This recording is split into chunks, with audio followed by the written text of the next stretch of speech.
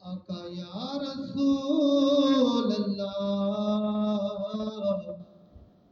वसल्लम अलैका या हबीब अल्लाह। तोखे कहिड़ी ख़बर करबला में आयो कुर्बान थियण केरो आहे। तोखे कहिड़ी ख़बर करबला में आयो कुर्बान थियण केरो आहे। जंहिंजो नालो मोहम्मद ऐं बाबो अलिया, जंहिंजो नालो मोहम्मद ऐं बाबो अलिया। अली अल्लाह जो शेर आहे, अली अल्लाह जो शेर आहे। नाही वाकिफ़ असांजे नसुल खां, नाही वाकिफ़ असांजे नसुल खां। आहियूं शिमरा बहादुर असुल खां, आहियूं शिमरा बहादुर असुल खां। असां दुश्मन खे बेदुआ कंदा हो, असां दुश्मन खे बेदुआ कंदा हो। नकी वरतो कॾहिं वेरो आहे। तोखे कहिड़ी ख़बर करबला में आयो कुर्बान थियण केरो आहे।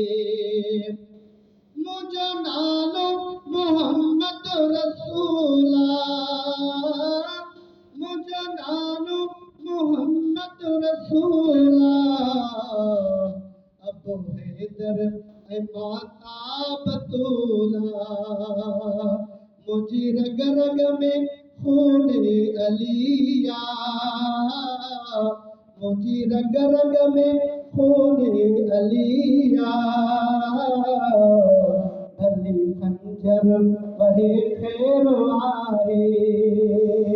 तोखे कहिड़ी ख़बर करबला में आयो कुर्बान थियण केरो आहे। हणी नाल हक़ सां वेदर, हणी नाल हक़ल सां वेदर। कयो शेर ख़ुदा फतह ख़ैबर, वञी ख़ैबर खां ख़बरूं पुछिया, वञी ख़ैबर खां ख़बरूं पुछिया।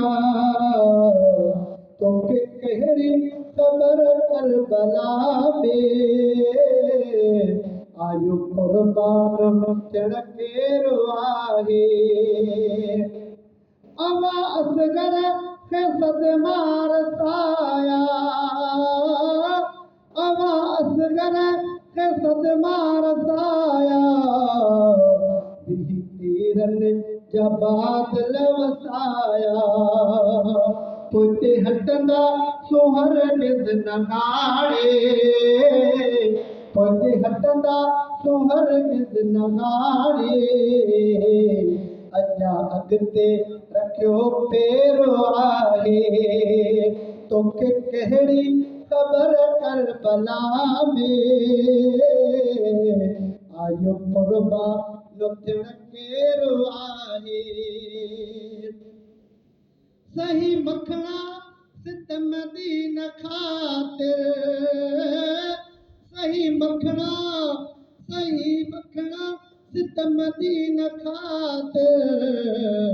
मुंहिंजे आका हुसैन आख़िर रखी सजदे में सिर रब खे राज़ी, रखी सजदे में सिर रब खे राज़ी।